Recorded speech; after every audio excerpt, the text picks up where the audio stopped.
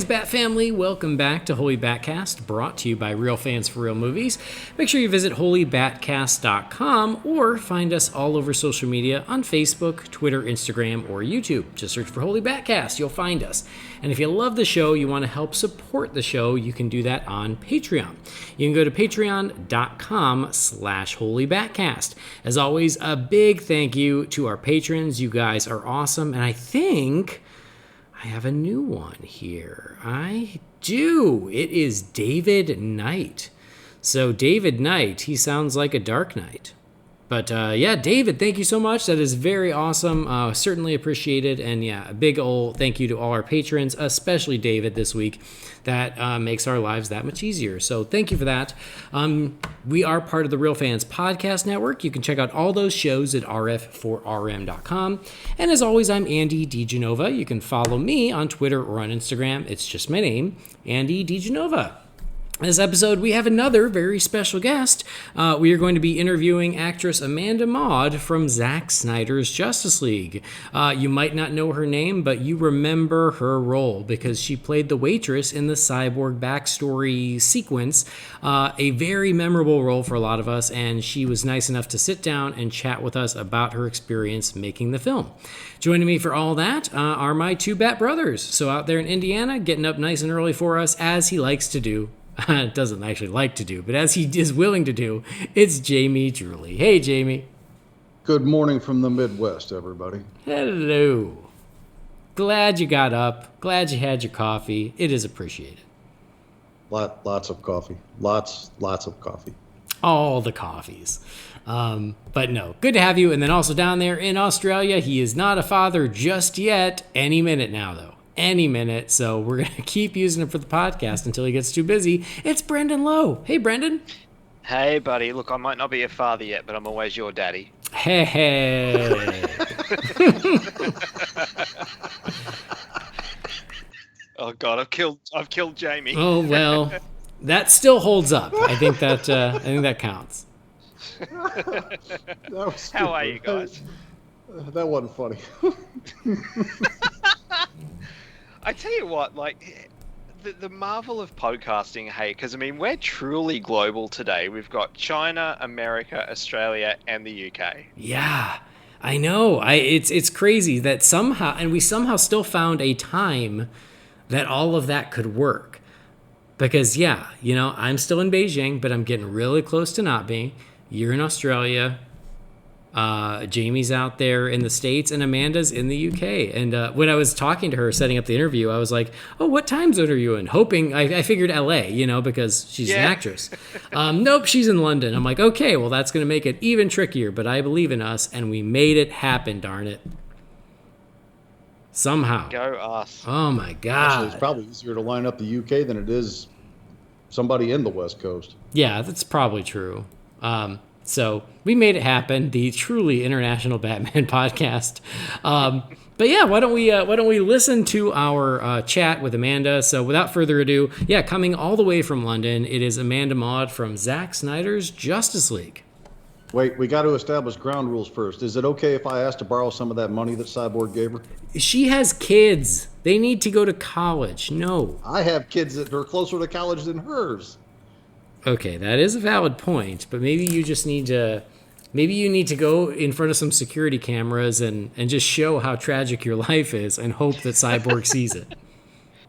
I mean, you walk in front of a security camera wearing a trench coat. I mean, who knows what will turn out of that. So. Okay, yes, for real. Here we go. Interview with Amanda Maud.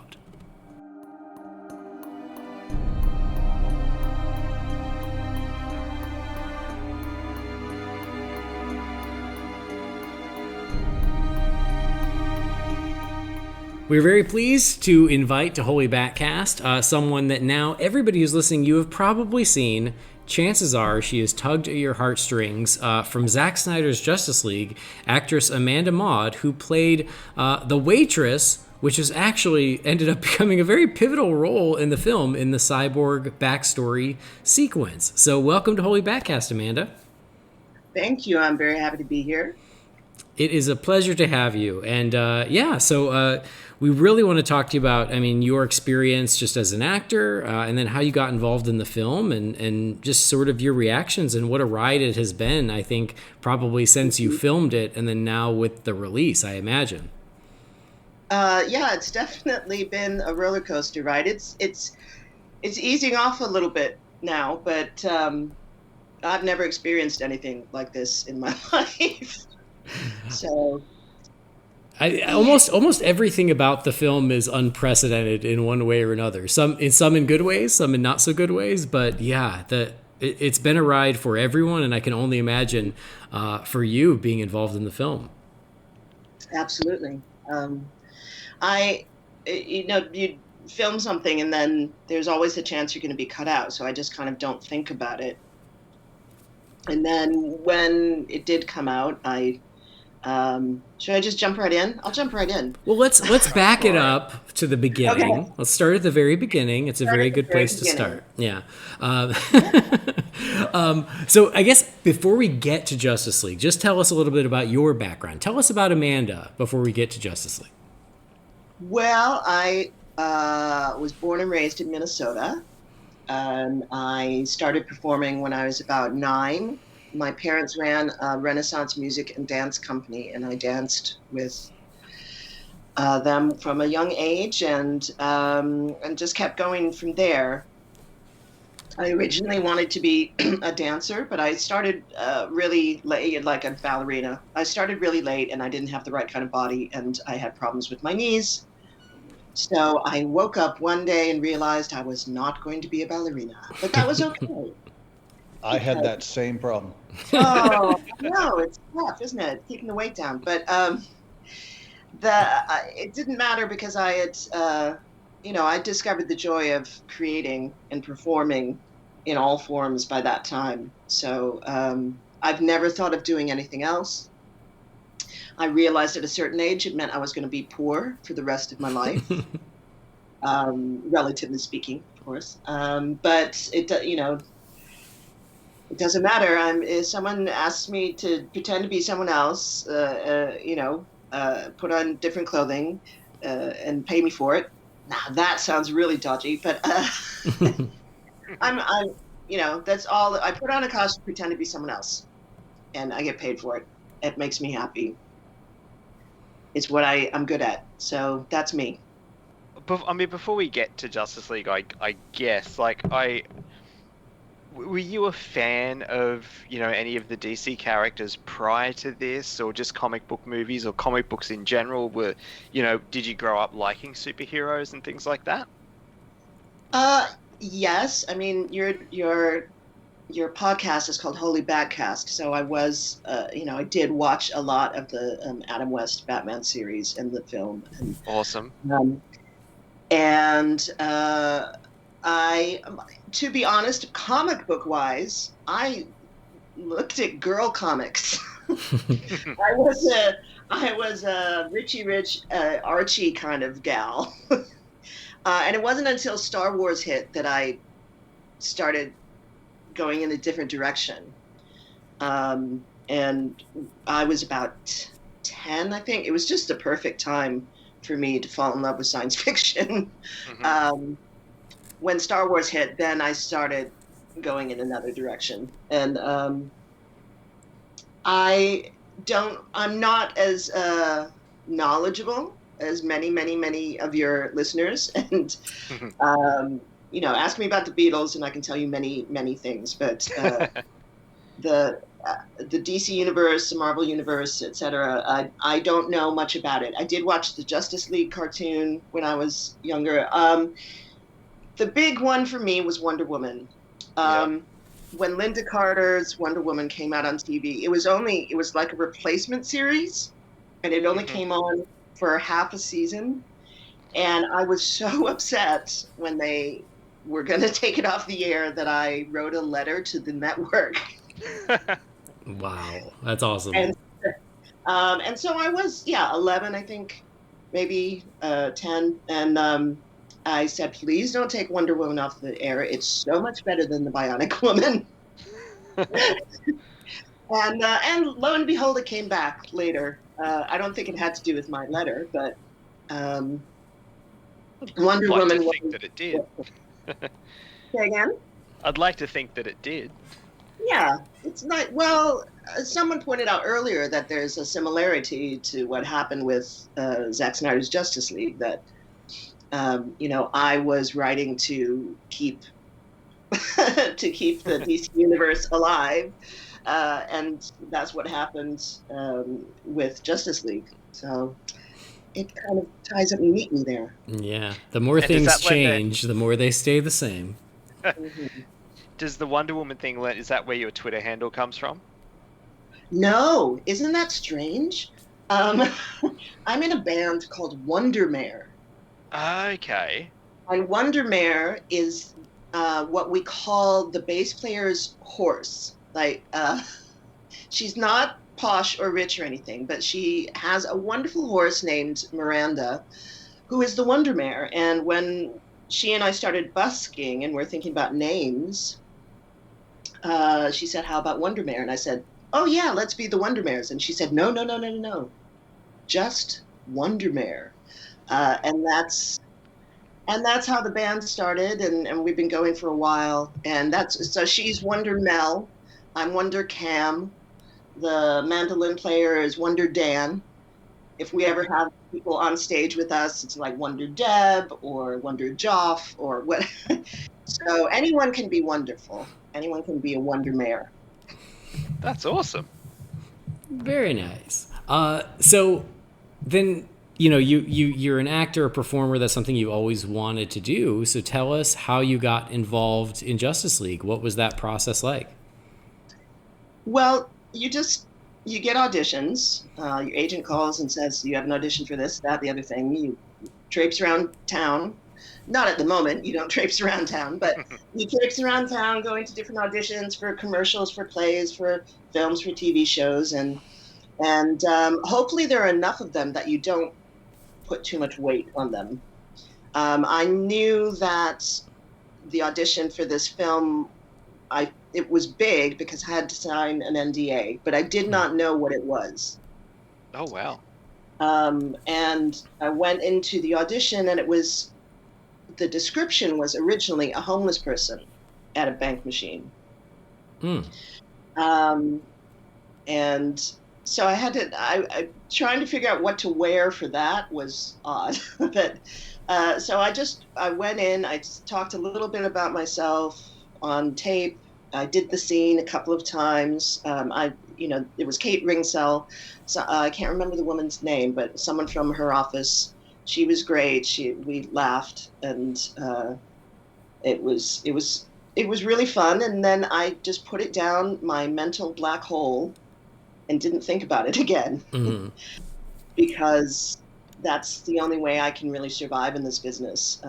If you put too much weight on things, or if you kind of pin your hopes on things, the rejection and the disappointment is crushing, overwhelming, all-consuming. So I don't do that.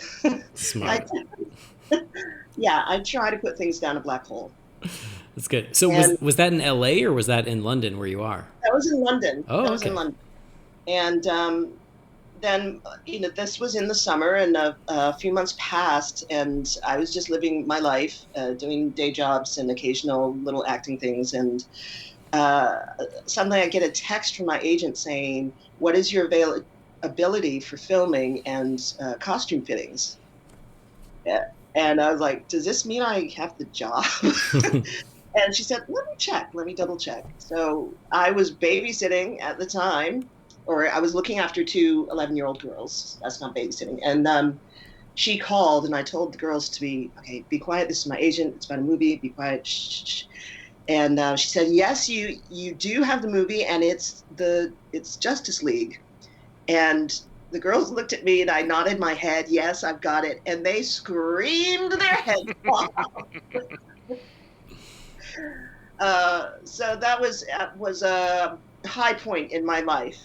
And then one of the girls later said, "Are you going to be Wonder Woman? Are you the lead?" I was like, "Oh, no." A different kind of Wonder Woman. Yeah. No, every day Wonder Woman. Exactly. There's, millions of us out there. So that's how I found out. And it just kept going from there, these kind of surprises, these out of the blue things. I went to the costume fitting and they showed me the waitress outfit, and I thought that's great. It's going to hide my stomach. And, then they turned to a rack of clothes and said, and these are all your other costumes. And that was the first time I knew that it was more than one scene. I said, wait a second.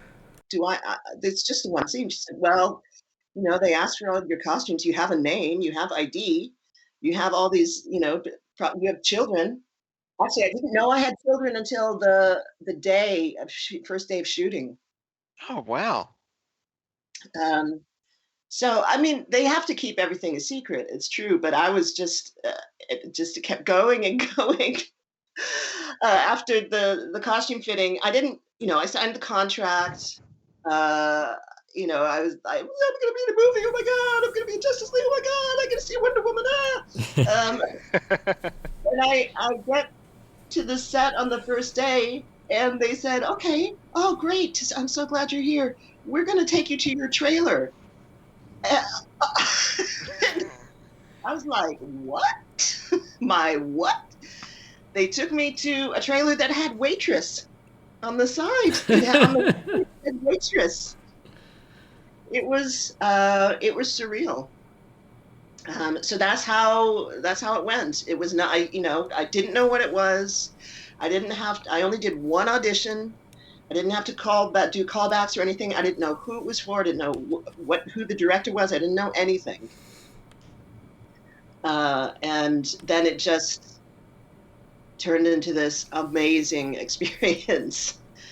Wow. And that was just the filming.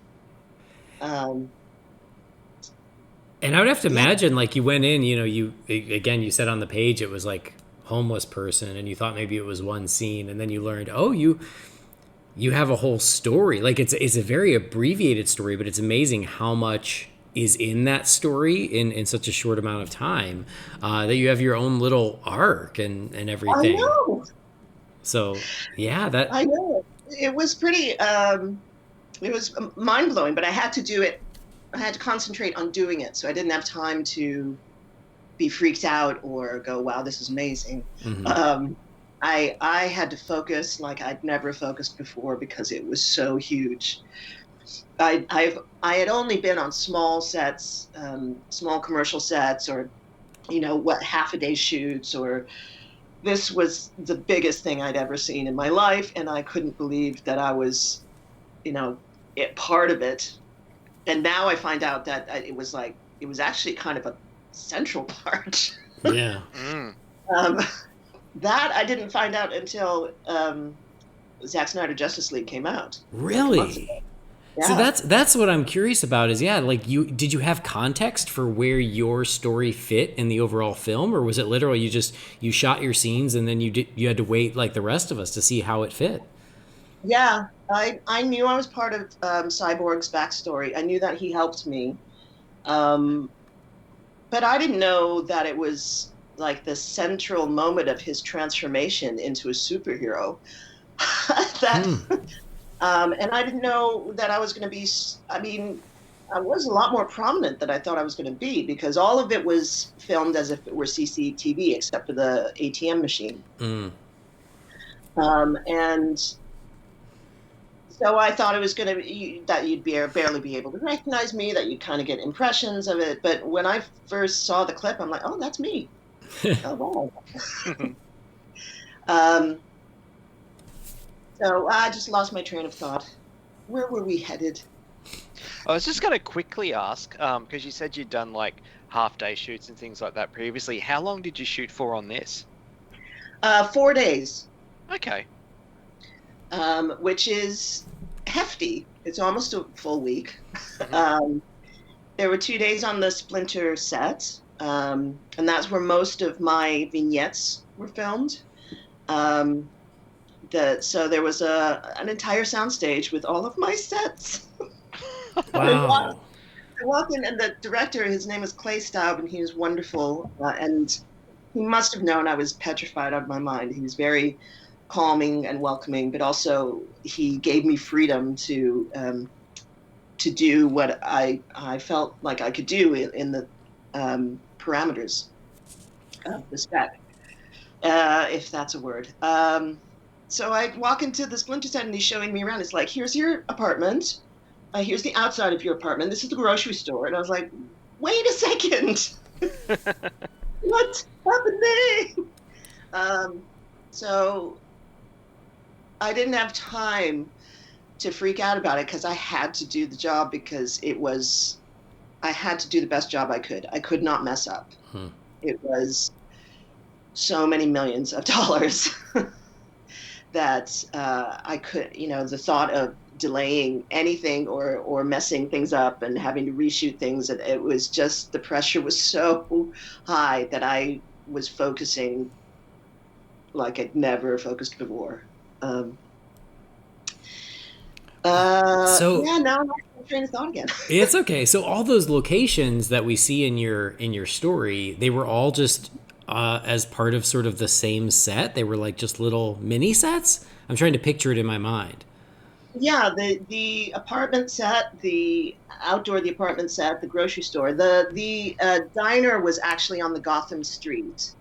And then there was the outside Gotham Street and the bus. So that was amazing, that set, the Gotham Street. It felt like walking to, my first shot was the one where I give the homeless guy some money. So that was interesting. They kept the homeless person in there. Mm-hmm. But so I was walking down the street, and I felt like I was in the East Village. It was amazing. And the diner was part of that street. So the diner shots were in that. Interesting. So when you showed up to set, was that the same location where the rest of the film was being shot? Was this a separate unit? Well, it was at Warner Brothers Studios. Okay. So there was a lot happening there. There was filming happening all the time everywhere, I think. Mm-hmm. But the principals were there. I worked with Ray Fisher, and I didn't really work with him because I was supposed to not know he was there. But and I saw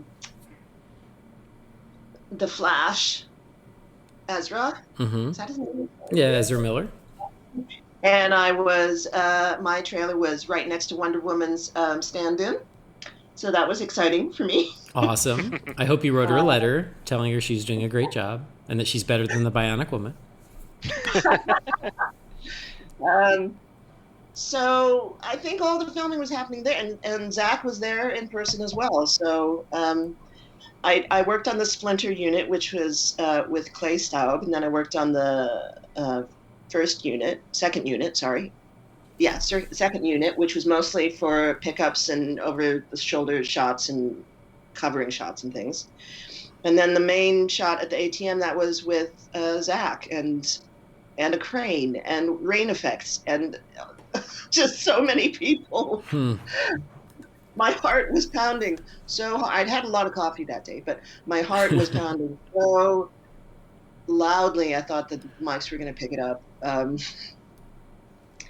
But I managed to hold it together. I think until you got all that money. Yeah, and then I was allowed to have a complete freak out. It had to be a controlled freak out as well. I couldn't blow. I had to be careful. I didn't blow out the mics.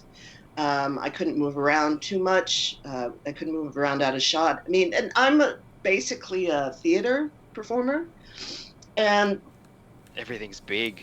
Yeah, it's a lot bigger, and you're usually going in a linear timeline, and your vocal projection is very important. So I was a little concerned about blowing the mics out, especially when I squeal. But they are professionals; they knew what they were doing. So it was I mean, I hope it's not a once in a lifetime experience, but if I only do that for the rest of my life, that's fine. It was, it was, it was mind blowing. Well, I will say for myself, I personally feel like your character was one of the biggest pieces of heart in the entire film, and I love it so much. From the time that you gave the coins to the homeless person on the street when it wasn't something you could really afford to do, to, you know, going through the steps of what your life is like in that brief couple of minutes that you're on the screen there, it really touched me greatly. And the only thing I think I'd change about it is if I was Vic, I would have gave you another 0 on the bank account deposit. But I'm told that I kind of left social media for the most part for my own personal reasons. It was too much of it was getting to be a toxic environment for me. But my colleagues here informed me that you've gotten quite the outpouring of very positive support. And that really gives me hope that social media isn't what I think it's turning into, and I like hearing that. So if you would, can you just kind of give a description of the support that you've received and your reaction toward that? Sure. I had actually left social media the week before for a few days because it was very toxic that week. There was a lot of really bad stuff happening in Britain, and there was the Meghan Markle thing, and there was a lot of stuff happening that it just made me very anxious and depressed. So I left social media, and then the next week was the week of the release, and I came back on literally the day before, just to try it again on the Monday to say, okay, let's see how things are. I think that was the day before, but. So I, in a very, nonchalantly tweeted, "Hi, I was cut out of the Joss Whedon version. Can someone tell me if I'm in the Snyder cut? I don't know how to, and if someone can tell me how to watch it, that I'm trying to figure that out." I saw that tweet, and it was just the most kind of charmingly innocent of like, hey, can someone tell me if I made it? And then I watched it just go crazy from there. So I'm sorry, please continue. Little did I know, within a couple of minutes, if not within a minute, I got a reply saying yes. So I went, yay, and then a couple more people replied, and I answered them going, yeah, well, thank you so much. And within 45 minutes, I was inundated. It was viral, I guess. I don't know. I mean, it's not great to be viral these days, but that was pretty amazing. By the end of the first day, there were 8,000 likes on the original tweet. And then it's still getting likes. It's over 15,000 now. And it's, and I guess there's a thing where, because I interact with people really like that, and it's unexpected. So I've gained just kind of personal fans, or fans as someone on Twitter.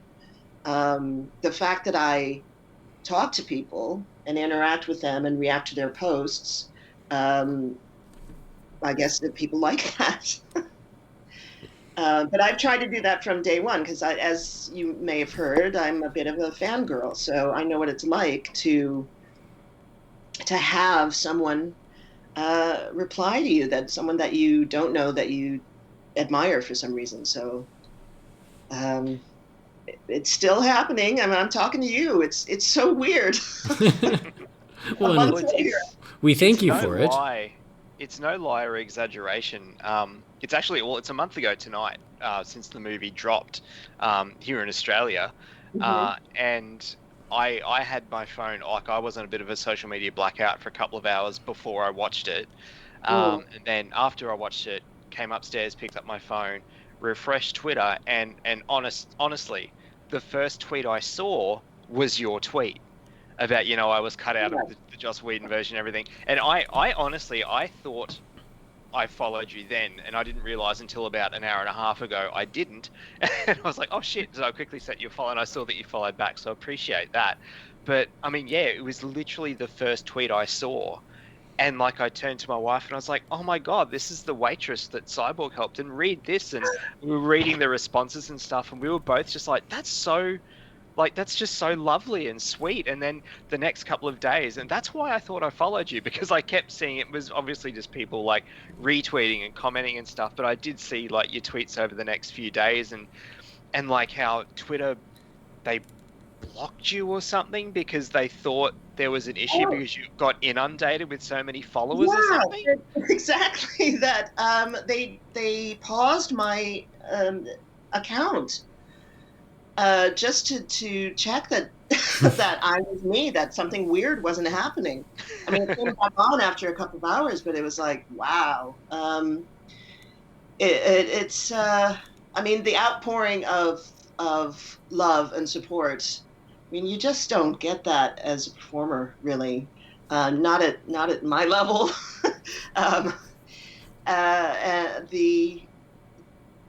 The appreciation was, I mean, I started panicking at one point. I'm like, okay, this is all going to turn on me at some point. This is all going to, it's going to reverse. I'm still waiting for it to reverse and have it, like everything cold water dumped all over me. But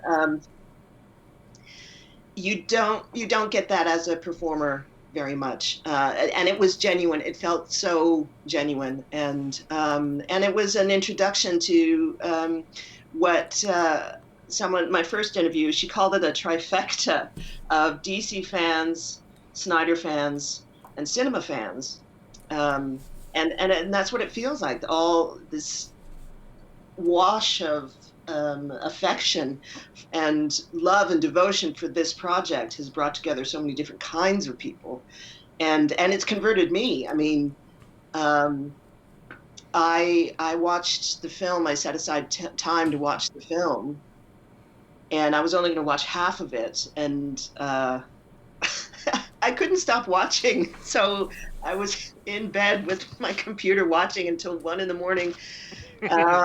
It was. I mean, the movie converted me. The fans converted me. The Twitterati, as they call it. That's the whole experience. Has been life-changing. It hasn't been practically life-changing because I'm still doing day jobs, things like that. But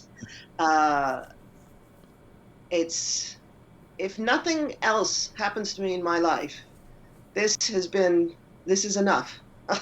This has been amazing. And the fans telling me what the scene meant. I mean, I could be famous for falling on my face while I'm running down the street, or I could be famous for peeing my pants, or farting at the wrong time. But to be famous for whatever short amount of time for this scene, that I'm really, really lucky. I'm really grateful.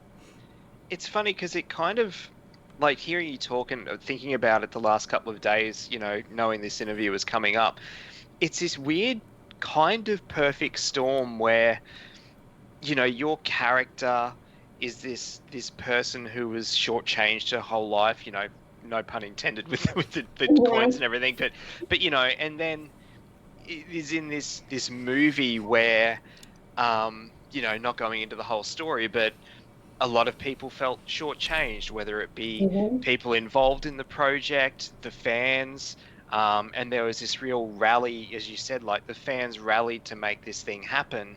And then here's your character who has this massive, arguably the most, emotional scene in the movie, and then combining that with your real life tweet and everything, like it kind of just all... It kind of all fit in this weird, like I said, almost lightning in a bottle thing. It was, and that's why I think it's resonated so much, is because it's kind of life imitating art, and it's really bizarre but beautiful. Well, it is quite bizarre the way there's a lot of parallels. The resurrection of Zack Snyder's Justice League has so many parallels in the film. I think the resurrection of Superman, for example, it made me think about the experience of the movie. that this great thing was taken away from people, and they had to come together to bring it back. And then you don't know what's going to happen, but I think there were a lot of parallels with real life, and my character ended up being an every person in a way. And I think, just talking to you now, it made me think that I was in the position of a lot of fans. My character, was in the position of a lot of fans, struggling to get this thing done, feeling like it was going nowhere, despair, and then I remember when it was announced during, just after the lockdown or just before the first lockdown, Mm-hmm. it was like the sun came out and the birds started singing. It was like we'd all won $100,000. I will say, like, it says so much that it's a 4-hour movie and full of these larger than life immortal characters, Batman, Superman, Wonder Woman, and in all of that, and action and special effects and aliens and all of it, and I love it all. It's all great, but one of the most memorable moments, and one of the moments that's resonated with so many fans, and it only speaks to how much love you've gotten since this has come out, is this very human, this very down to earth, this very relatable mini story, this little character that you helped create on the screen. That's a moment that is one of the most memorable moments in the entire film. It's not the explosions, it's not the gadgets, it's that very human thing. And so I think a lot of that is why. So you said, who knows what the future holds, but you will always be happy to have this. I can't think of a more pivotal on the ground character who's not one of the superheroes than this waitress. Because again, it's just so relatable. We've known people like this, or we've been people like this, or my mom was very similar to that. I saw a lot of my mom in your character. So it's kind of amazing and magical that this very real human moment that you helped bring to life has touched so many people. I also think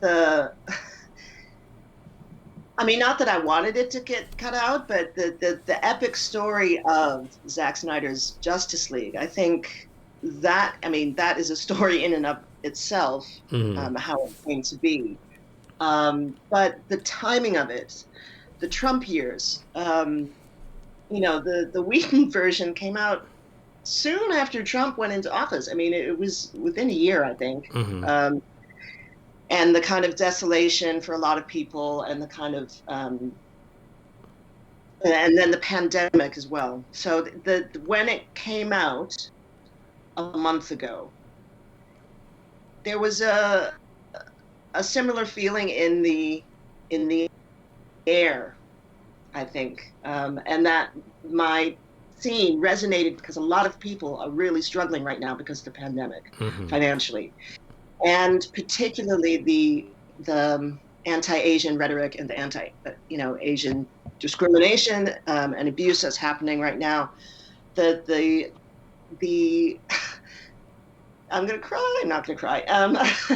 The support from the Asian American community and the Asian communities around the world has been so incredible, because I am so proud to be able to represent Asians on screen, and a human being, Asians as a human being, not as a sex worker or an accountant or a Chinese restaurant worker with an accent, just a regular human being that just happens to be Asian. And then someone else pointed out that it was an inversion because Ray's character is African American. I was just thinking that as you were telling the story. Yeah, this African American is helping this Asian American, and it completely reverses those stereotypes. And it doesn't do it by shouting out loud. And it happens through the whole film. You get these little subversions of stereotypes, and they're not glaringly obvious. They're really subtle. the fact that Iris is a beautiful young black girl, and 40, 50 years ago, the idea of having Flash's love interest be black, that would never, ever, ever have been approved. Mm-hmm. So, I loved that little scene. I think that's my favorite. It was gorgeous. Yeah. I love that it's quirky and you don't really know what's happening, and then it all comes together, and it just I think all of the Justice League members' characters were enhanced and filled out, and they became much more believable as individuals. I'm not going to say human beings, but as individuals, because of little scenes like that. And how long was my scene? Was 2 minutes maybe. Mm. And when you think about the footage that was added for the theatrical release, and it's like, you could have not had as much of that. That's what I was thinking when I watched the cast and crew screening. I was like, I had fun, and I got to see Wonder Woman. It was great. It was what I thought a comic book or a superhero film was supposed to be like. This is the theatrical release. Okay. But there was a point when I was like, surely they could have included my scene, because this part is going on way too long. So it wasn't until I saw the Snyder cut that I completely understood why everyone was so upset and what everyone felt they had been missing. The creation of this world and these people. And you talk about these mythic superheroes. I mean, you really felt that these people, these individuals, were like gods. And yet they were also relatable. And that didn't happen in the first one for me. But I think it was smaller scenes, like, Cyborg's, the voiceover with his dad, that leads into my scene, the Flash's little scene, little moments between Alfred and Bruce, just little tiny things like that just make it so much more engaging. Mm-hmm. Yeah, and I was going to ask you about, so I didn't realize that, they had a cast and crew screening of the theatrical cut. It's great that you got to attend that. But yeah, what was that feeling when you saw what the movie became, and then knowing that your scene didn't make it?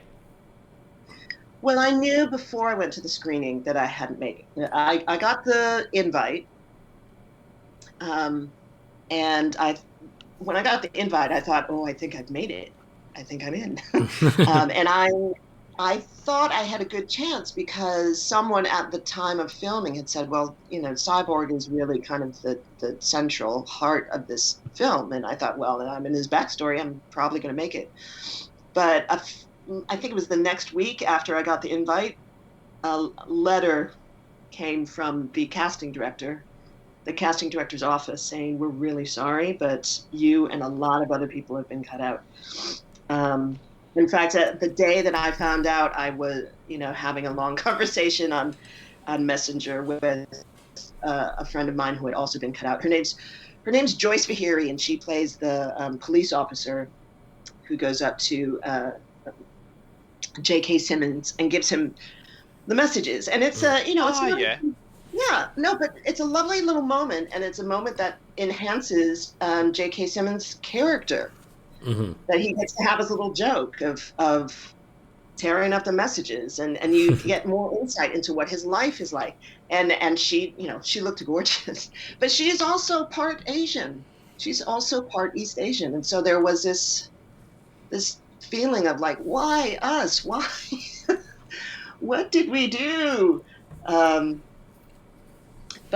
I wanted to see the film, so I went along to the screening. But even then, I think, I can't remember who it was that was talking about it, but I think there was already talk of a rough cut. And I think there were already murmurs of, this is not what it was supposed to be. And over the years, I would, on social media and things, I would see things about it, and every so often I would Google myself and to see if my scene popped up, a bootleg somewhere or something. And so I put in Cyborg mother scene because I didn't know about the movie. Right. And popped this whole story about Cyborg's mom.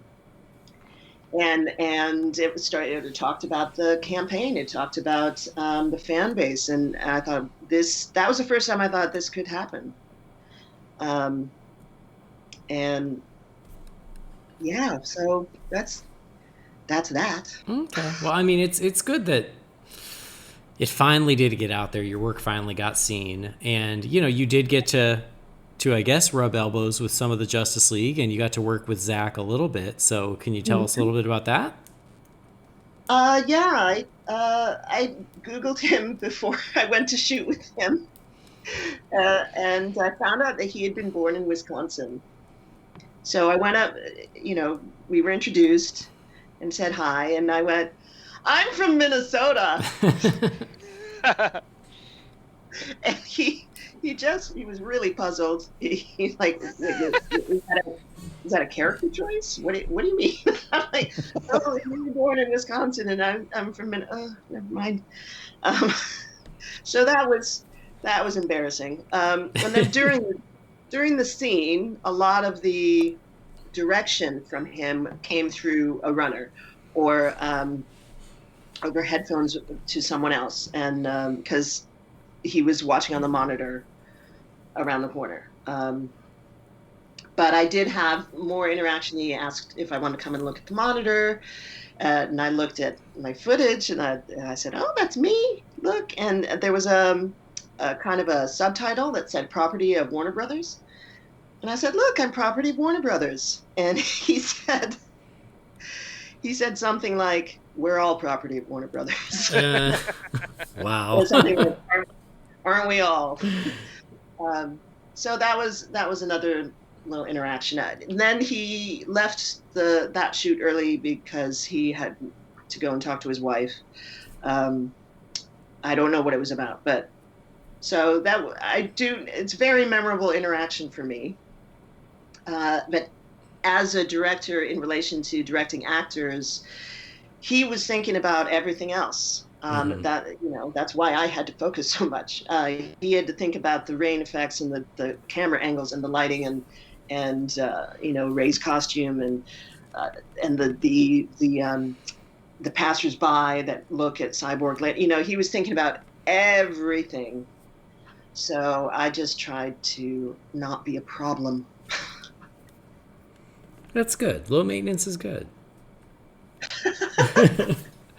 And then you said you worked with Ray a little bit as well. I mean, yeah, you guys don't technically interact in the scene, but he's present. So so we were introduced, and then in between takes, I would try and just say, "How you doing?" or whatever. And I went up to him at one point, and I patted him on the arm to say, "How are you doing? You okay?" And when my hand hit his arm, it went poof, poof. And it's like, wow, I don't know what is underneath there.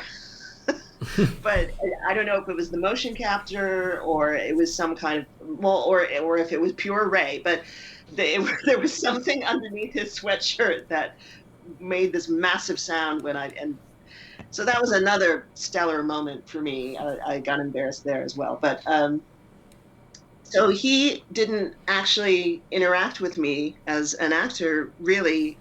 We didn't consciously interact with each other. There was meant to be a moment where one of the children sees Cyborg. So he was concentrating on the children a lot. And I don't know if that ever actually happened. I mean, there is someone took a screenshot, and it kind of looks like the little girl's looking at Cyborg, but I'm not sure. But I think that the shot, which is one of my favorite shots in all of cinema, where he smiles after he's given me the money, I think that was done separately. I'm not sure, but that's a really beautiful, understated acting moment. I think that was done elsewhere. Mm-hmm. So it's kind of nice they gave you the heads up when you went to see the theatrical that, Mm-hmm. heads up, you're not, you didn't make it, just because I could only imagine sitting there and waiting and waiting and waiting. No, it happens to a lot of people. Yeah. But then, 3 years later, we finally got to see the film. And, as you said, and we all agree, we think it's a wonderful film. But finally getting to then see your role as it was intended in context with the overall story, in context with Cyborg's story, and really just being, a big piece of the beating heart of the film. Well, how was that feeling? Wondering if, will this ever see the light of day? And then it finally did. Well, the first reaction was relief. Was, oh, thank God I made this one. And then someone sent me a clip of the film, a clip of my scene. So I watched my scene separately. And mostly what I thought is, oh, wow, that looks okay. Good job. My thought, again, was relief. It's like, woo, I didn't mess up already. Of course. But then when I saw it in context, and it was after a lot of people I'd actually done a couple of interviews before I'd seen the film. So it was after a lot of reaction, and that someone had a podcast where he was almost crying because he said I reminded him of his mom, who was Asian American. And so I had an idea that it was a little bit more than just I didn't mess up. But when I saw it in context, it was like I wasn't watching myself. It was very moving, and it's so condensed. Well, the whole Victor Silas voiceover scene is so intense and so surreal. That whole the kind of deserty background, and you're just sucked into this alternate kind of reality for a little bit. And then my vignettes seem surreal because they're on CCTV, etc., but they're, hanging in the air. So it doesn't quite feel real. And then suddenly you're in reality. I really didn't feel like I was watching myself. And to see it in context was really very, very moving. And the penny dropped on, oh wow, that's why I'm getting this reaction. I did not know what it meant, that it was a pivotal point to a very pivotal point of the film. Yeah, that's great.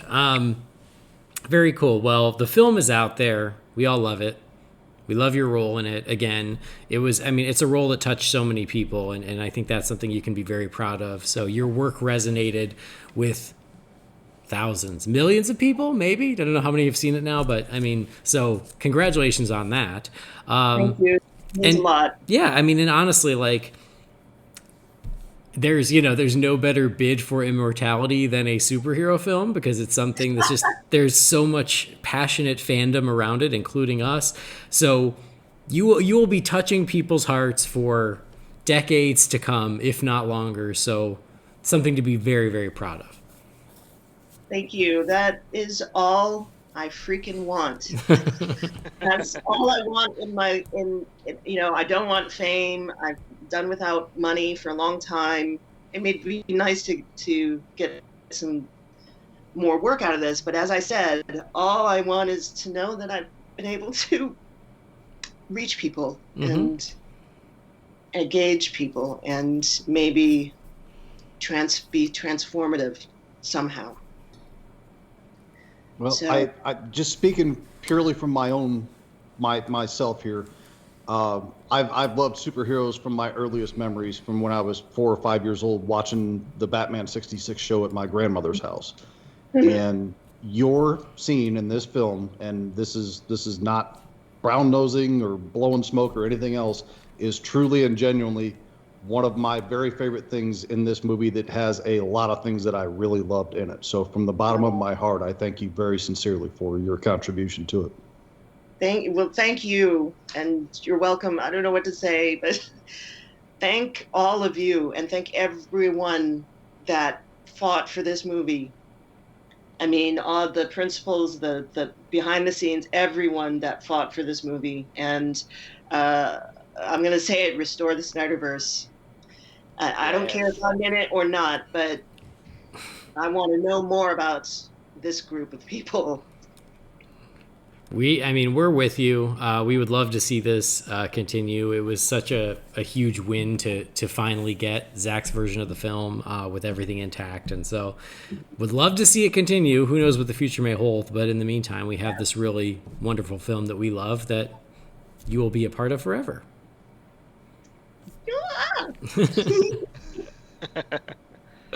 All right, guys. Anything you want to ask before we let Amanda enjoy the rest of her day?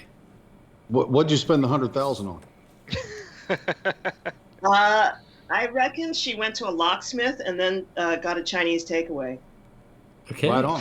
I can roll with that. Yeah. You can't spend it all at once. Awesome. All right. Well, Amanda, it truly was a pleasure. Folks at home who have not seen you on Twitter out there, but you have been engaging with the fans, and it has been truly a joy to see. But yeah, tell everybody where they can find you, anything that they can look forward to seeing next. Yeah, my Twitter handle is @MeepyMaud. That's also my Instagram. On Facebook, I have a See Amanda Maud actor page. Also, Wondermare has a Facebook page. Wondermare also has Twitter and Instagram. The band is trying to plan a second album, but it's really hard to get together. And then I've done a lot of digital online plays over the past pandemic. So if you go to my Facebook page, you can find links to those things. And a lot of them are very interesting historical things. Some are modern. So there you go. Great. And we'll also just keep hoping for an HBO Max series of the further adventures of the Waitress. Of Linda J. Reed, yeah. Yeah, where how she spends her money. It'll be like Brewster's Millions, but it'll be Waitress's Millions. Oh my God, yeah.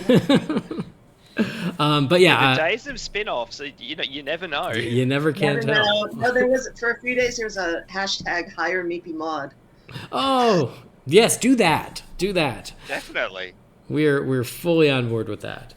I said I'm so glad to talk to all of you all around the world. It's such a wonderful world we live in that we can do this. Yeah, absolutely. And we certainly appreciate you taking time out of your weekend to talk with us and to celebrate the film. And again, huge congratulations on you. To think that this work could have gone unseen. So yeah, very grateful that for all the fans who fought for it and for HBO Max for finally releasing it. And so now your good work can be appreciated by so many people. Thank you so much. So yeah, everybody out there, please give Amanda a follow. She is gracious and lovely, just on Twitter as she is in real life or on this interview. So give her a follow and then go stream Zack Snyder's Justice League again to enjoy her work yet again. So Amanda, truly, it's been our pleasure. Thank you so much. Thank you. Cheers. Bye. Bye, everybody around the world.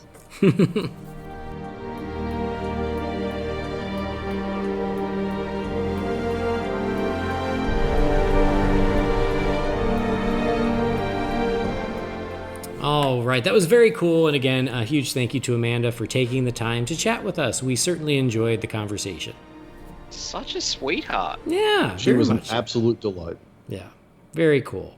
And it is really awesome to see that, she got this part, didn't know what it was going to be, and it ended up being part of this huge, massive movement, this huge thing with Zack Snyder's Justice League. And it's great to just see that the love and the outpouring of support that she's enjoying right now. I think that's really great. Yeah, you could almost look at her as one of the biggest poster children for this version of the film. I love that the film happened, and I love that she's gotten the positive feedback that she has out of it. Yeah, absolutely. It's something that she was saying in that interview that's had me thinking since she said it is, look, I'm sure in a perfect world, we would love to be able to go back in time and, BVS be more accepted when it came out, and, them not meddle with Justice League, and more than anything, what happened with Zack and his family not happen. But, and this movie come out in 2017.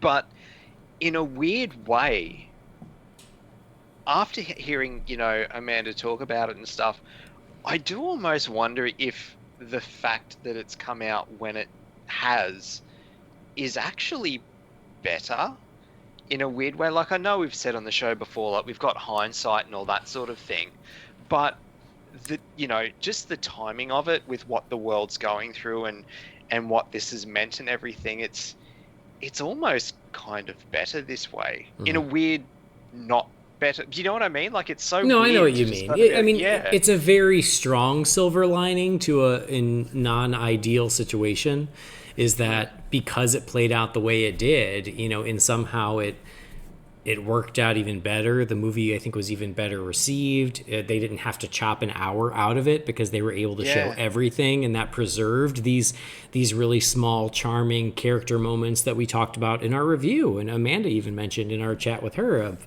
the moments between Bruce and Alfred, and the moment, with her character, and the cyborg moments, and like there was so much that all of it got preserved because of the way the movie was eventually released.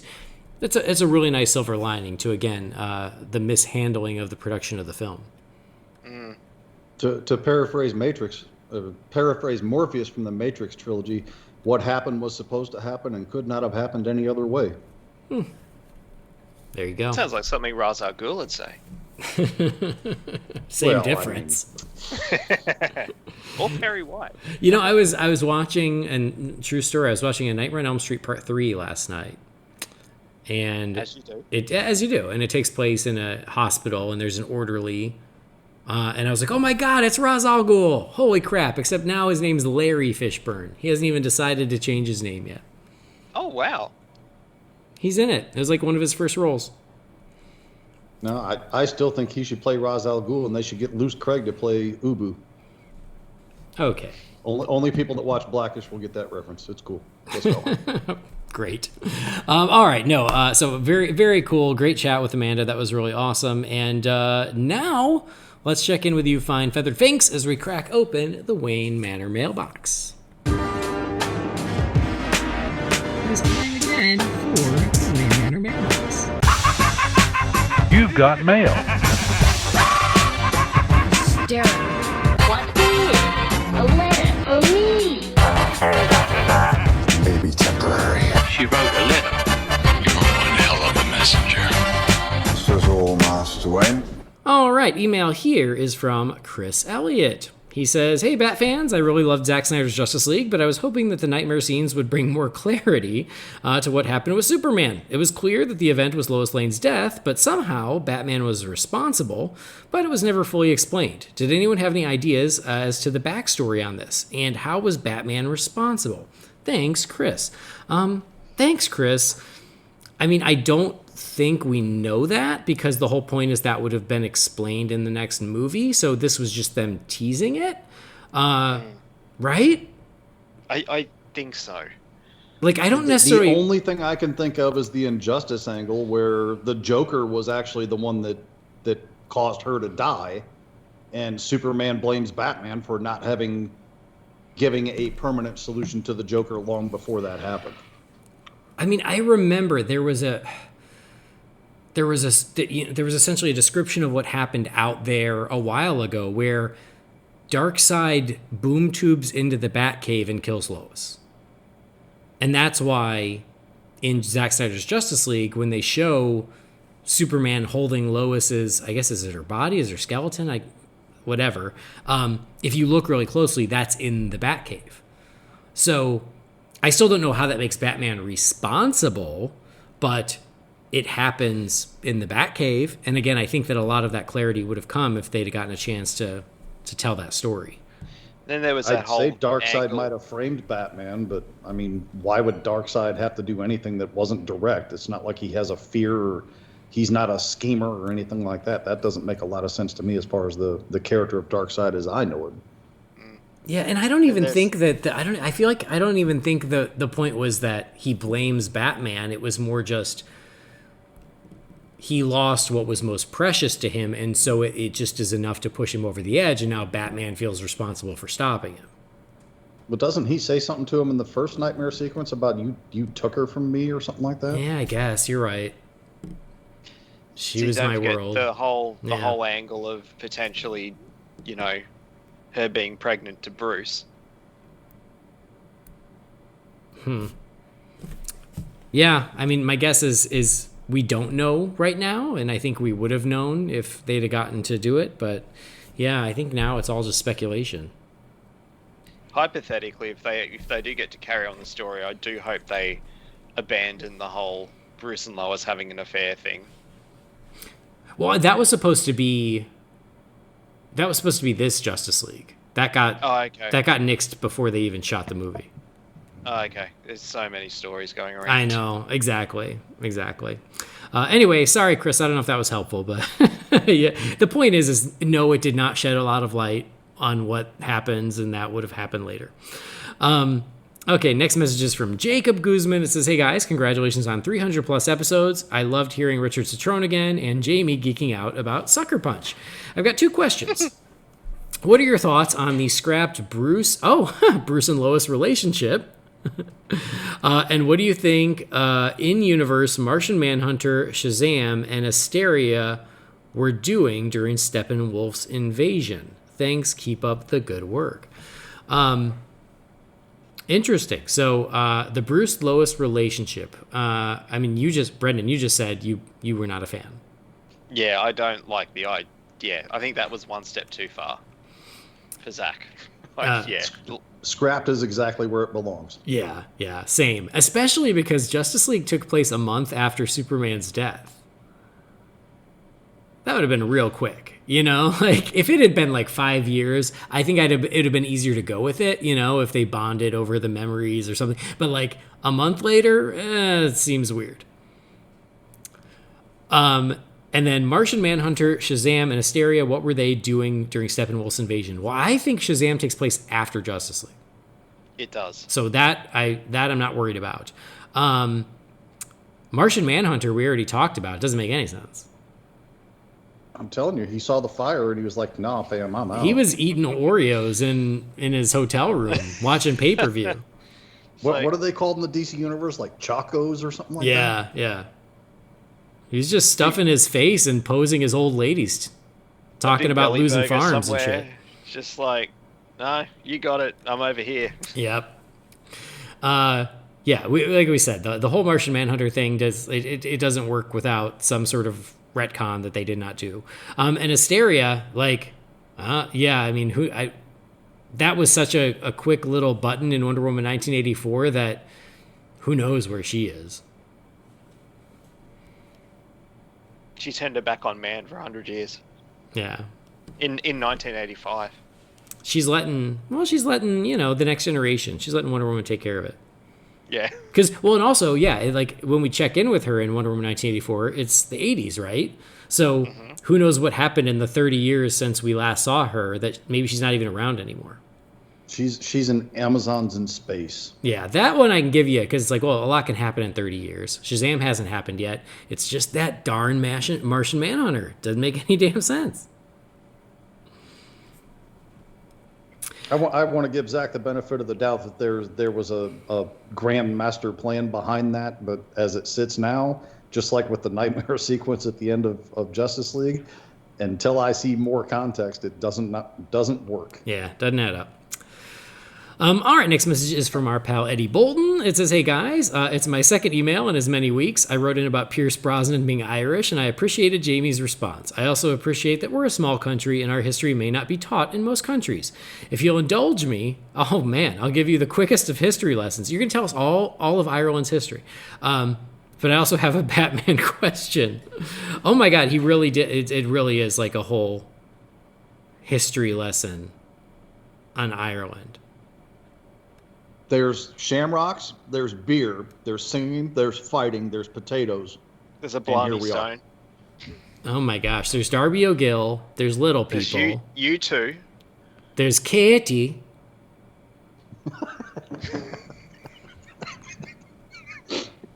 Okay, I'll read it, Eddie. But okay, because basically Britain invaded Ireland 800 years ago and dismantled the country. That's why the vast majority of us speak English as opposed to our native tongue. The majority of Ireland gained complete independence 100 years ago after winning a war with Britain. The country was split into the Republic of Ireland and Northern Ireland. The Republic is completely self-governed with no affiliation to the UK or Britain, and Northern Ireland has a shared governance, though is still a part of Britain.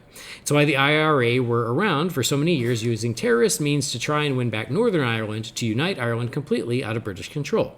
So basically, we're not huge fans of being called British or from the UK. This is in no way a pointing fingers email. I've just met many British people who call the Irish one of them. With that rant over, here's my question.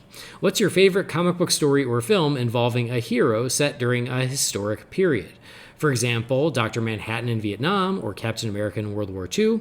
And what historic era not already featured would you like to see explored through the eyes of a superhero? I'd personally like to see a story set during the Troubles in Northern Ireland with Batman keeping watch. Thanks for indulging me and for making me feel like it's a safe space to speak openly.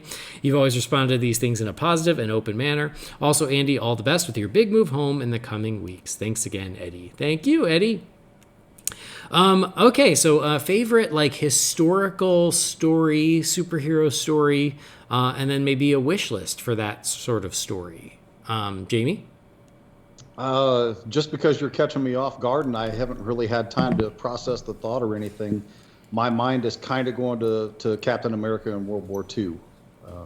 Just because I really love Cap as a character, and I like seeing those sequences where he's back there in films and comics both. As far as my wish list of what I'd want to see, man, I don't know. I have no idea. That's a hard one. You gotta think about it. While you think, Brendan, thoughts? New Frontier. Okay. For the comic. In terms of future projects, or something I'd like to see. I know it's something we're getting like very soon, actually, but I'm really looking forward to Justice Society World War II, the animated film. I've been looking forward to that since it was announced. I'm really, really, really buzzed to see that. Something else I'd love to happen is it would be a prequel again, I guess. And I understand why they didn't do it previously, but I'd love to see a Wonder Woman movie set in World War II. Well, yeah. With Gal, like Gal kicking Nazi ass, I think would be amazing. That's something I would pay 10 times the price of a standard movie ticket to see. So, yeah. All right. Okay, I have my answer now for the historical period thing. Go for it. And it was kind of touched on in the Watchmen HBO series, but I really think that this subject, this topic, needs to be more widely realized, and that is the Black Wall Street thing in Tulsa. Oh yeah. I would love to see a perspective of, say, a black superhero during that time doing what he can against that, whether it be historically accurate or in Elseworlds where he prevents it or stops it from being as bad as it is. But it still boggles my mind a couple years later that this is an event that happened on U.S. soil that is not taught in U.S. classrooms. I mean, it's not something. Like I say, I learned about these things from watching television, and that's a sad kind of state of affairs when I'm learning about these events from television shows instead of from history books in school. So I would love to see more spotlight shined on that through this medium. Okay. So a favorite like historical superhero story, I'm going to go with The Rocketeer. Because done. Jamie, I agree with you. We're the Cap in World War II, of course. But yeah, Rocketeer. I mean, it's that pulp classic hero, but in the golden age of Hollywood. So just two of my favorite things, and I love that film, and I love the comics, and yeah, just everything about it works for me. As far as a historical thing I would like to see. You know, for years I've heard fans say they would like a Batman movie set in the 30s, and I think that could be really rad, actually. That could be really fun. And then the other thought I had is because one of my favorite historical periods is ancient Egypt, and so I would love a Hawkman, Hawkgirl movie in ancient Egypt. I'd watch that. So, interesting question. Thanks, Eddie, and thanks for the history lesson as well. Next message is from our pal Eric Carter. It says, "Hey guys, I know that the Zack Snyder Justice League Q&A was the last episode, so you'll have to forgive me for being a little late. I want to get your thoughts on the version of Hallelujah that played over the credits. I know that Andy isn't a particular fan of the Leonard Cohen version, but I appreciate that it was Autumn's favorite song, and it meant so much for Zack to have it in the film. From what I understand, Alison Krauss sang the song at Autumn's funeral, and her version that plays over the credits is nothing short of beautiful, in my opinion. What are your thoughts on this version? Anyway, absolutely love the movie, as I absolutely love Holy BatCast. You guys are awesome. By the way, it's been awesome hearing Jamie back. Keep the bat signal lit and pointed skyward, your bat brother, Eric Carter." Thanks, Eric Carter. So, Hallelujah. Well, I will say I much prefer this version to the Leonard Cohen version. It's much better. And I actually really loved like when the movie ended and it was just the piano of the song. I thought that was like a really nice understated, and then it kind of eventually evolves and grows into the bigger vocal version. But yes, it is much improved than the version they used in the trailer. And yes, I absolutely respect that. It was a nod to Autumn and a great way to pay honor to her, and having that For Autumn title card up while it played. I thought that was all really beautiful. So yes, it's the superior version in my opinion. Thoughts, guys? I'm 100% with you. I can't add anything to that. I don't mind the Leonard Cohen version. It's never bothered me at all. I mean, I'm not like a Leonard Cohen super fan, but I've always liked the song well enough. But my own personal taste, I tend to lean more towards liking female vocalists over male vocalists. So I do actually prefer the version on the credits. For sure. All right, next email is from Ryan Burrows. It says, "Hey guys, what are your thoughts on Zack Snyder saying that his plan for Clark and Lois's son would have been named Bruce, and Clark would have taken him to the Batcave and bestowed the mantle of Batman? Keep up the great show. Here's some quotes from the Vanity Fair interview. It was going to be Lois and Superman's son. Zack Snyder said he doesn't have any powers, and then he was going to end up being the new Batman. 20 years later, on the anniversary of Batman's death, they take young Bruce Kent down to the Batcave and they say, your Uncle Bruce would have been proud if you did this." Ryan Burrows. Thanks, Ryan. Interesting. So, yeah, what did you guys think of if this is where the story would have gone, Jamie? Yeah, I'm not really keen on that, honestly. What about you, Brendan? Cut and paste. I don't like it at all. It's my knee-jerk reaction is kind of the same of like, oh, really? Like, Superman's son becomes the new Batman? Like, that's kind of weird. But at the same time, like, I'm like, well, if you're saying 20 years down the road, 20 years after Batman has passed away, like, why not? Like, especially in a world where Dick Grayson is dead, so it can't be him. Better this than John Blake. Man, it always comes back to that, doesn't it? So you find his name was Robin, Andy? No, it wasn't. So I don't know. Like, yeah, I think it's a big swing. It's a little weird. It would take me some getting used to. So yeah, I'm not like brilliant. It's the best way to end it. I'm just like, I'd have to see how that worked, and I'd have to get used to it.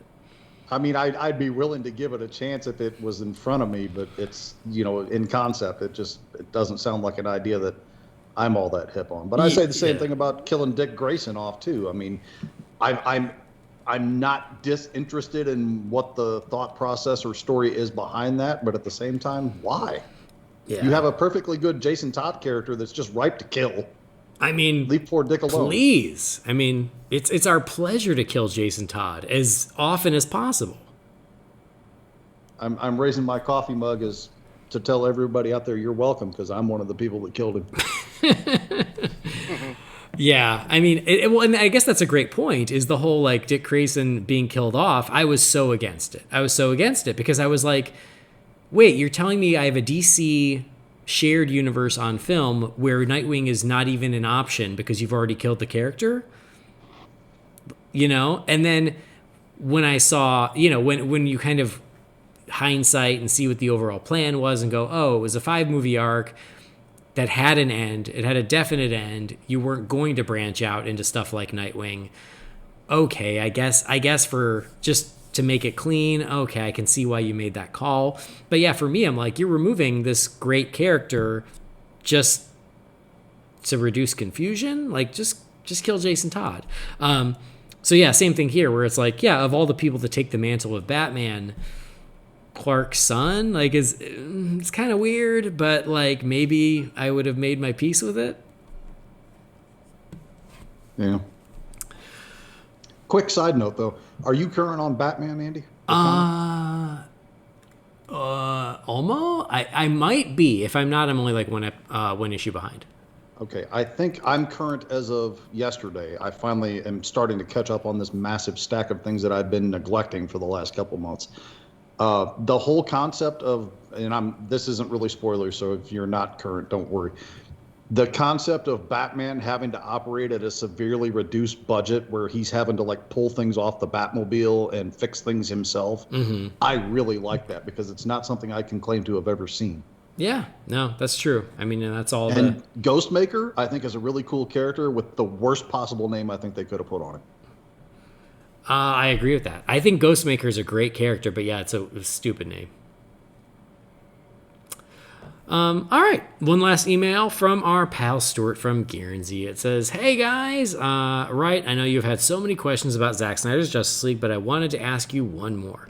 Would you rather have gotten his own version of the movie in 2017, minus all the nonsense that happened in the 2-hour runtime, and if it had a positive reaction, they let him carry on his story, and hopefully we would have had the next movie by now? Or are you happy with him getting his full version of the film with no compromises, apart from the Green Lantern removal, and we never get another DC movie from him again? Hope you guys are doing well. Andy, hopefully you're not too stressed with it getting so close to your time in China ending. Jamie, I hope you recovered from the sleepover. And last but not least, Alf Stewart is ready for his baby Robin to come and being a gentleman to Jess. Okay, that's not going to mean anything to you guys. No, I don't get it. I thought it might be a typo. That's clean over my head. Yeah. Alf Stewart is a character, like a long-running character in a long-running, like, Aussie soap opera. Okay. I was like, Alf Stewart? Maybe. that caught me by surprise as well. I'm like, what? Anyway. All right. Well, thank you, Stuart. Yes, I'm absolutely stressed trying to wrap up work in China, but the good news is it won't last forever, and I will be done sooner than later and finally get to head home. But yeah, I'm finding new white hairs, which is not good. I don't like that. Last week, I had 2 random people tell me, "Man, you look tired." I'm like, "Yeah, that's correct. I do. I am. I'm very tired." But anyway, you should wait till you're a pregnant woman and people start telling you that. It does not go down well. I can imagine. Don't ever say anything like that to a pregnant woman. People, step carefully there. Tell her how beautiful she is and how much you appreciate her. Don't ever tell her stuff like that. Ever. Even if you think it, don't say it. I'm not an idiot, but other people are idiots. The downside to those idiots, though, is that I'm still the one that gets it. Oh, I'm sorry. Oh, not about it. It's fine. She just vents to me. Okay. Well, there you go. I'm gonna send her a message. Oh, I know. Tell her I'm so happy that the baby will be here soon because man, you look tired. Actually, that'd be really funny if you did. I don't know how much distance is between Indiana and Brisbane, but I'm guessing it's like 12,000 miles or more. I'm pretty sure I would feel those shockwaves from there. No, she'd actually probably find that really funny. I'll be like, would you, Brendan needs a rest. Would you treat him like the king that he is, please? See, now she'd know you're taking the piss when you say that. True. There's no baby without Brendan. Rub his feet once in a while.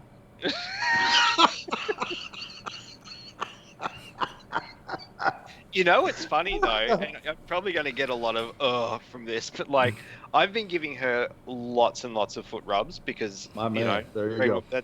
But at the same time, for the last couple of months, my neck has been absolutely effed. So like, there's been like many a weeks where like, I've given her foot rubs and then she's given me a neck rub. Aw, see, that's the way it should be. Partnership. That's a good marriage. Yeah, there, that's how it should be. That's great. Teamwork. Right on. Anyway, there's actually a question here about DC films.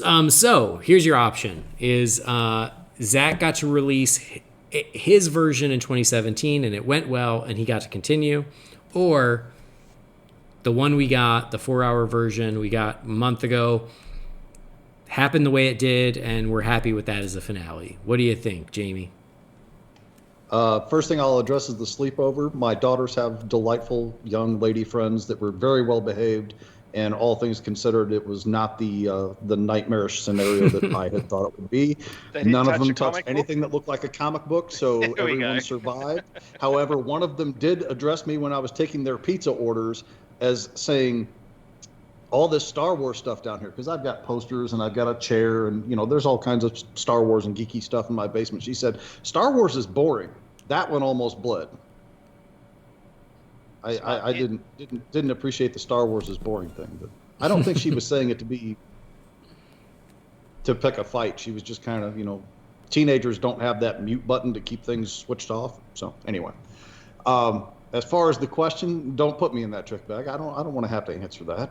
All I can say is the same thing I said earlier about Morpheus is it happened the way it was supposed to happen and couldn't happen any other way. So my preference obviously would be for all of the movies to be much better received as a public whole and for the universe to have carried on as envisioned, I suppose.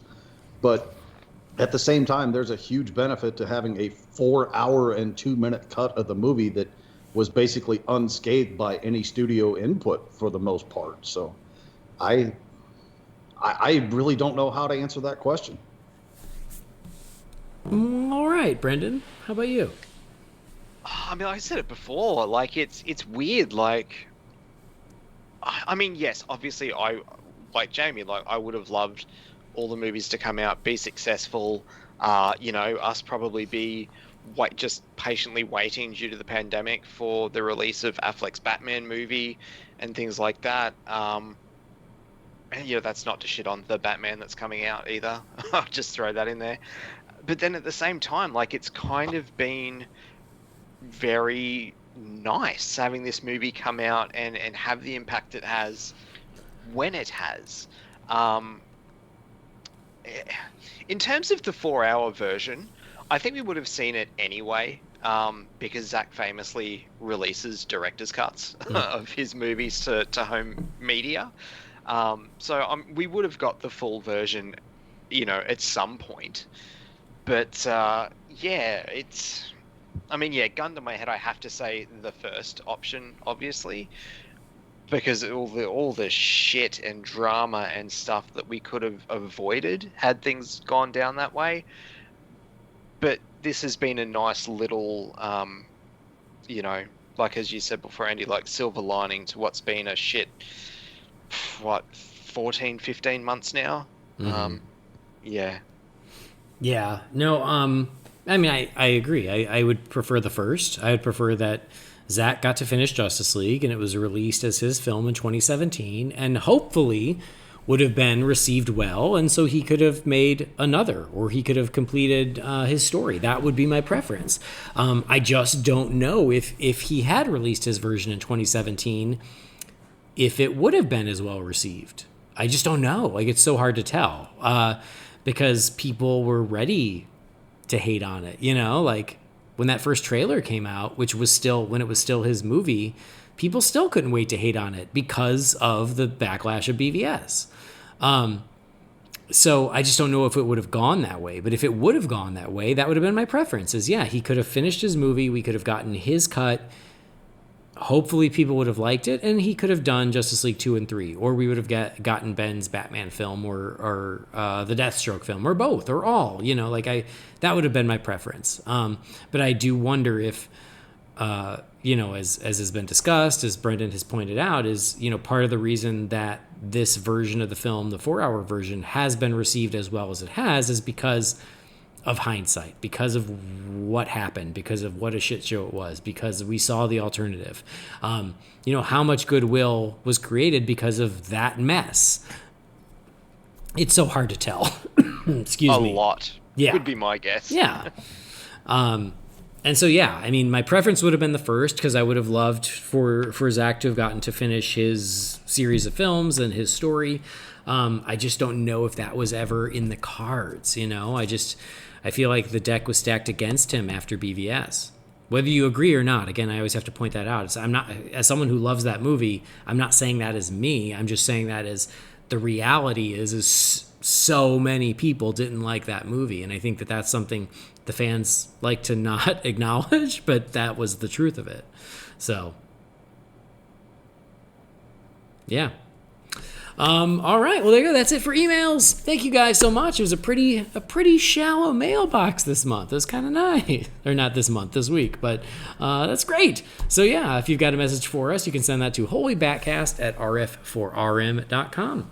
But that's where we're going to wrap up this episode. Thank you guys for writing in. Thank you for joining us. Jamie, thank you for waking up nice and early. We do appreciate you. Yes, sir. It was a good time. Glad I did it. And, wow, she was delightful. Yeah, it was great.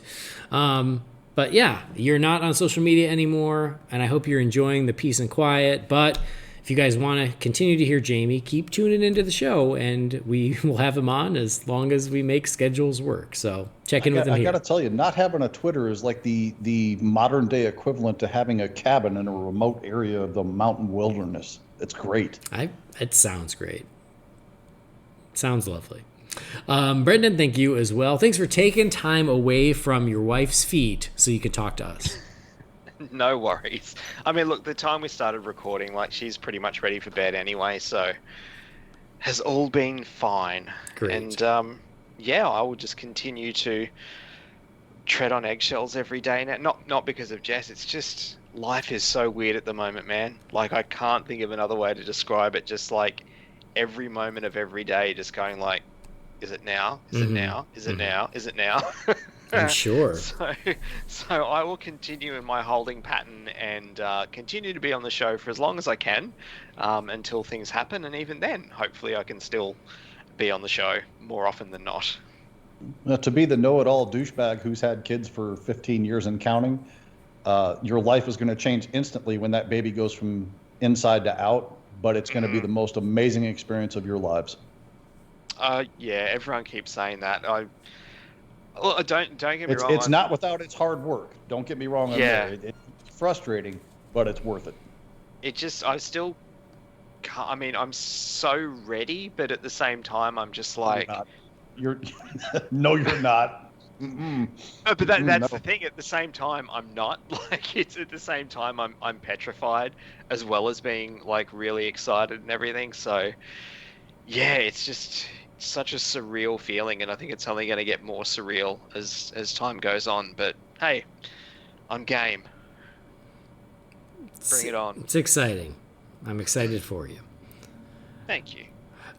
Anyway, tell them where they can find you if they don't already. You can follow me on Twitter at Loey007. Sweet. Awesome. Yep. Give Brendan a follow. And yeah, Brendan, we're all pulling for you. We're all excited about your new little Robin. It's going to be terrific. Something else real quick. I want to give a quick shout out. Normally every 100 episodes we update the artwork. This time it happened a little later, but some of you noticed we updated the artwork. And so that's a big thank you to my pal Brian Crosby, who I used to do the Batman universe with. Yes. Oh my God. It's a while ago, but Brian Crosby, who is a very talented artist and a huge Batman fan, he was like, hey man, 300 episodes, you want new artwork? And I was like, well, I do, but I didn't want to bother you. And he goes, oh no, I'm happy to do it. So he updated the artwork again. So huge thank you to Brian. You're awesome. And I'm just now checking it out. That's cool. I didn't notice that before. Yeah. Well, yeah, it's like, you got to look for it, but So yeah, it's fun. We'll see what happens at 400, but very cool. So thanks to my pal Brian, my Bat brother out there, and I owe him Taco Bell as soon as I get home. He was that's why you're going to Taco Bell as soon as you get home. I mean, it's just an excuse to, but me, Brian, and Jamie Magoo, and then a couple of our other pals, Jamie Magoo. When we all worked together on Wednesdays, we'd go to the comic shop and Taco Bell, and it was like the highlight of the week. Doesn't get much better. So I can't wait to get back to the fullest right there. I know, right? It was magical. So Brian, the whole Taco Bell menu is your oyster. Start thinking about it now. My treat. All the chalupas. Hashtag restore the Mexican pizza. Oh, right. And the nachos. Didn't they get rid of nachos? That's not cool. Did they? That's what I heard. I don't know if that's true. I haven't been in the States for a year. So, anyway, thank you, Brian. But we're going to wrap up this show. Thank you guys out there for joining us. Thank you again to Amanda Maud for taking time out of her Sunday and her brunch to talk with us about Justice League. That was really cool. And guys out there, please do subscribe wherever you get your podcasts. Please rate and review us on Apple Podcasts. And as Michael Keaton's Batman says, I want you to tell all your friends about me. Visit holybatcast.com, like our page on Facebook, find us on Twitter, Instagram, and YouTube, Holy BatCast.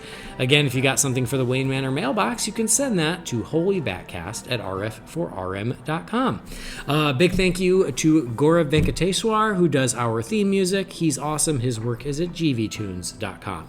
So, behalf of Jamie and Brendan, I've been Andy. We'll see you next time. Same bat time, same bat channel.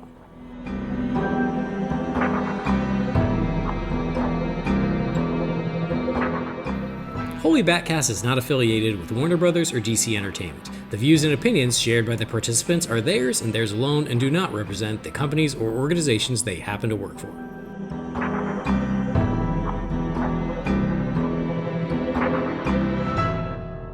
How long have you been in the UK? It's going to be 25 years in October. Oh, wow. Which is shocking to me. And yet you haven't picked up the accent. I find that fascinating. Well, it only took Madonna like 6 months.